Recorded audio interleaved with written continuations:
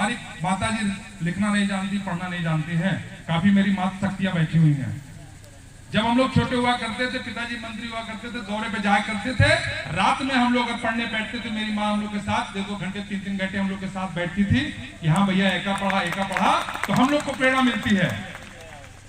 और आज वही आशीर्वाद है कि छोटा भाई पुलिस अधिकारी और मैं राजनीतिक जीवन में रहकर के समाज की सेवा कर रहा हूं, और मैं बड़े गर्व के साथ कह सकता हूं कि जब हम जैसे लोगों को अगर मौका मिले, चाहे वो प्रशासनिक सेवाओं में मिले, राजनीतिक मंच मिले, तो निश्चित तौर पर जो सपना हमारे पूर्वजों ने देखा है उस मंच के माध्यम से जरूर पहुंचानी चाहिए। और मैं बड़े गर्व के साथ कह सकता हूं कि 2017 में जब मुझको मौका मिला कादीपुर का प्रतिनिधित्व करने का, तो 3 चीजें, उसमें कोरोना काल भी थी, क्योंकि बाबा साहब ने सही कहा था, जब आप शिक्षित होगे, सही और गलत का फर्क आप करना जानोगे।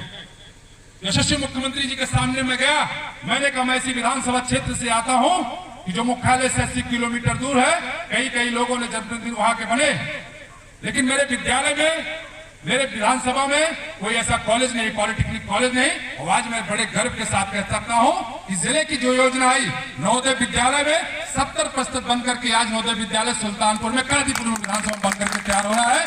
पॉलिटेक्निक कॉलेज जो सुल्तानपुर जिले में उस समय सारे जनप्रतिनिधि चाहते थे कि हमारी विधानसभा में आपके आशीर्वाद से अखंडनगर ब्लॉक में पॉलिटेक्निक कॉलेज बनकर के 80-90% बनकर के तैयार हुआ है। यही आप जाते होंगे, दोस्तपुर में टोल प्लाजा नहीं था, भेलारा में था आपके, उसके बाद सेमरी में था।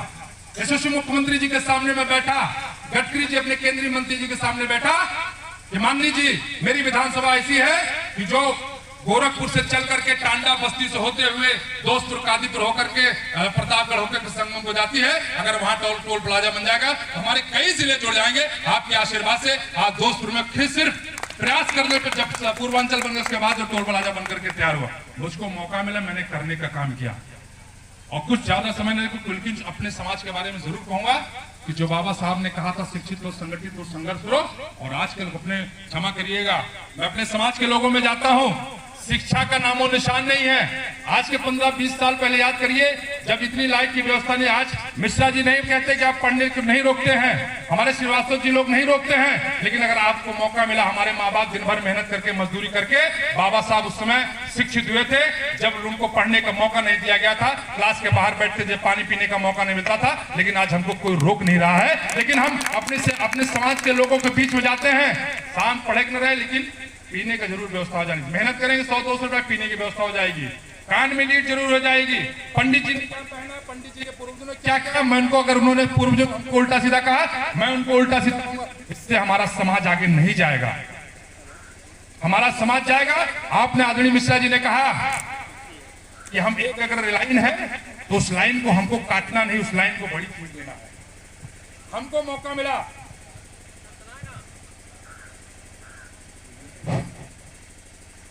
हमको वहां के लोगों ने आशीर्वाद दिया, हमको हमारी पार्टी ने मौका, राजनीतिक मंच नहीं है, आशीर्वाद दिया, मौका मिला, कुछ कर गुजरने का था, हमने किया। और यही हमारे समाज के लोग, हम संघर्ष करके अगर सरकारी नौकरियों में जाते हैं, बड़े बड़े उसमें पदों पे चले जाते हैं, तो हम बड़ा मजबूत परिवार देखना शुरू कर देते हैं। और मैं बड़े गर्व के साथ कह सकता हूं कि पिछली बार वही कादीपुर में 4 ब्लॉक है, 4 ब्लॉक में 3 ब्लॉक सुरक्षित था, ब्लॉक प्रमुखी का 1 ब्लॉक बैकवर्ड था। आपके आशीर्वाद से डंके की चोट पे मैंने 4 ब्लॉक को निर्विरोध मैंने घोषित कराया था, डंके की चोट पे 4 ब्लॉक मैंने निर्विरोध, कहीं कोई गुंडागर्दी नहीं, कहीं कोई माफिया, लोगों से निवेदन करके ये संदेश आदरणीय मुख्यमंत्री जी के पास गया। तो ये काम करने का तरीका आपके, जैसे मन चंगा तो कटौती में गंगा, आपकी विचारधारा शुद्ध है, आपकी मानसिकता शुद्ध है, आपके माता पिता जो संस्कार, जो आपके संस्कार दिए हैं, अगर उस संस्कार पे चलेंगे तो निश्चित तौर पर जो हमारा लक्ष्य उसको जरूर हम प्राप्त करेंगे। आज मैं, आपने बताया, मैं अनुसूचित मोर्चे का राष्ट्रीय कार्यकारिणी का सदस्य हूं। अभी मैं कुछ दिनों पहले मैसूर में मैं 4 दिन की बैठक में गया था, वहां पे पूरे देश के सारे स्टेट के हमारे अनुसूचित मोर्चे के प्रदेश अध्यक्ष आए। जब उत्तर प्रदेश से केवल 3 लोग गए थे, वहां पर आपका जब छोटा भाई जब खड़ा हुआ, क्योंकि थ्रू आउट इंग्लिश मीडियम पढ़ा हूं, हमको लगता है कि पहले की धाता तक कुर्ता बजा, चाहे हमारे जंग बहादुर भाई साहब चले गए, मैं चाहता तो वो भी रुके भाई। उन्होंने कहा हमको मौका मिला है, हमारी पत्नी अखंडनगर ब्लॉक की है, उनको मैंने निर्दोष बनाया। और हमारे आज भी जाकर के देख लीजिए, लोगों से पूछ लीजिए, कि जब हम पढ़ लिख करके ना फिर अच्छी नौकरियों में जाते हैं कि तू प्राइवेट टीचर बन जा, तो सोचो अगर शादी करें तो 4 पहिए गाड़ियां मिले, दहेज मांगने में कहीं गुरेज नहीं करेंगे।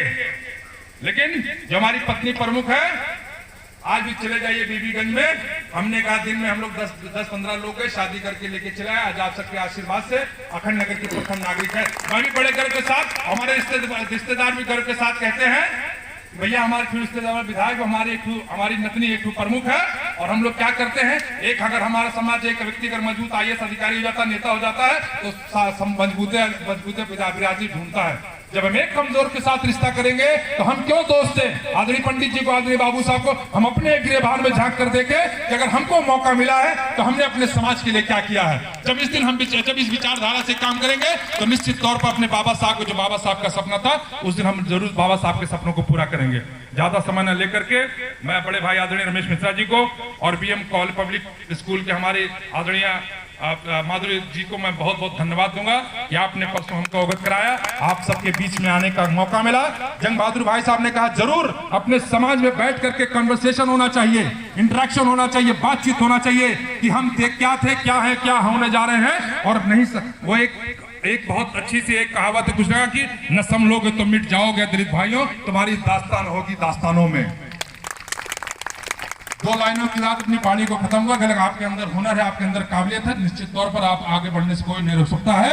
और बाबा साहब के अंदर ये थी कि परिंदों को मंजिल मिलेगी यकीनन, ये फैले हुए उनके पर बोलते हैं, वही लोग रहते हैं खामोश अक्सर, जमाने में जिनके हुनर बोलते हैं, जमाने में जिनके हुनर बोलते हैं। अगर आपके अंदर हुनर है, अब हमारी छोटी बहन हंसिया जी ने जिस तरीके से कहा, काबिलियत है, क्षमता है, जिस तरीके से मिशन का काम कर रही है, बाबा साहब के विचारों को लोगों के बीच में जाकर के बता रही इस उम्र में, मैं इसको बधाई देना चाहता हूं। तो जब इस तरीके से हमारे घरों के हमारे छोटे भाई बहन निश्चित तौर पर शिक्षित होकर के जिस क्षेत्र में आप आगे हैं उस कला को आगे निकालिए, तो निश्चित तौर पर आपको पहचान बनाने में कहीं आप कमजोर नहीं होंगे।